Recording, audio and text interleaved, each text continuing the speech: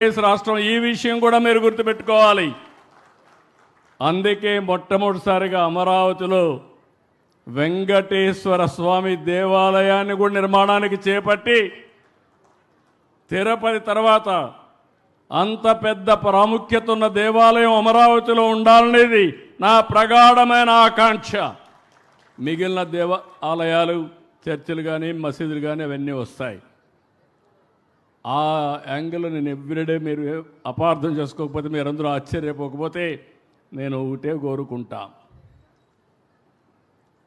అమరావతి ప్రజా రాజధాని, అమరావతి దేవతల రాజధాని, కలియుగ దేవుడు వెంకటేశ్వర స్వామి. నేను ప్రతిరోజు వర్చువల్గా ఆయన దగ్గరికి వెళ్తాను, ప్రార్థన చేస్తాను. ప్రార్థన చేసి ఏం చేస్తానంటే, నాకు శక్తినివ్వండి, మంచి ఆలోచననివ్వండి, అమరావతి రాజధాని ప్రపంచంలో నెంబర్ 1 రాజధానిగా తయారు చేయడానికి ఆశీర్వదించమని కోరుకుని అక్కడి నుంచి ఇంకెదురు తిరగను. నేను వెనక్కి ముందుకు చూడను. ఒక అమరావతి కాదు, రాష్ట్రం మొత్తం అభివృద్ధి కావాలి. అందుకే నేను కోరుకునే ప్రార్థనలో హెల్తీ, వెల్తీ, హ్యాపీ సొసైటీ, ఇది నా ప్రేయర్లో ఎప్పుడూ ఉంటుంది. అంటే అందరికీ ఆరోగ్యం ఉండాలి, అందరూ కూడా డబ్బులు ఉండాలి. డబ్బులు లేకుండా, పేదరికం, తిండి లేకుండా ఉంటే మనం ఎన్ని సిద్ధాంతాలు చెప్పినా సిద్ధాంతాలుగానే మిగిలిపోతాయి. మూడోది ఆనందం ఉండాలి.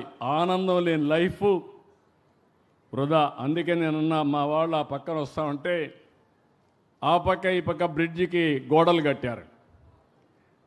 తొంగి చూస్తే నీళ్లు పోతూ ఉంటే ఆహ్లాదకరంగా నీళ్లు ఉంటే పైన కొండల్లో పచ్చదనం.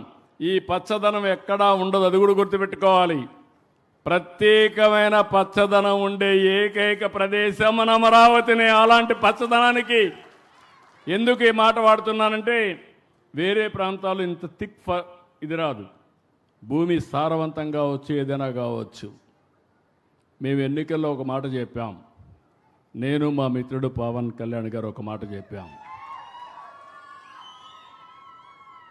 ఈ రాష్ట్రాన్ని విధ్వంసం చేశారు. ఎన్నికల ముందు పవన్ కళ్యాణ్ గారు కూడా రాజధానికి వస్తే, మీ సమస్యలు తెలుసుకోవాలని వస్తే, ముళ్ళ కంపలు వేస్తే ముళ్ళ కంపలు కూడా దోసుకొని మీ దగ్గరకు వచ్చిన నాయకుడు పవన్ కళ్యాణ్ గారు. ఈ విధంగా అనేక మంది మనం అందరం కూడా సఫర్ అయ్యాం. ఒకసారి నేను మా మిస్సెస్ వస్తే, మా మిస్సెస్ చూసిన తర్వాత చేతిలో ఉండే గాజులు తీసేసి అమరావతికి డొనేట్ చేసే పరిస్థితికి వచ్చారు. ఇలాంటి వాళ్ళు చాలామంది ఒక నిస్వార్థంగా స్ఫూర్తినిచ్చారు. ఈరోజు ఇవన్నీ ఆలోచించిన తర్వాత మీకు ఒకటే చెప్తున్నాను, అమరావతి ఏ విధంగా ఉంటుందనే దానికి ప్రపంచంలో ఎక్కడా లేని సిటీగా ఉండాలంటే నో పోల్స్. ఎక్కడా పోల్సే కనపడవు. ఏ సర్వీస్ కూడా రావాలంటే రోడ్డు కట్ చేసే పనే ఉండదు. నేను హైదరాబాద్ చూసేవాడిని, సెక్రటరియట్ ముందర, అసెంబ్లీ ముందర ఒక ఆయన వచ్చి ఒకసారి రోడ్డు కట్ చేస్తాడు, ఆయన వెళ్ళంగానే ఇంకొక ఆయన వస్తాడు, నేను కరెంటు నీళ్లు తీసుకుపోవాలి, ఆయన కట్ చేస్తాడు.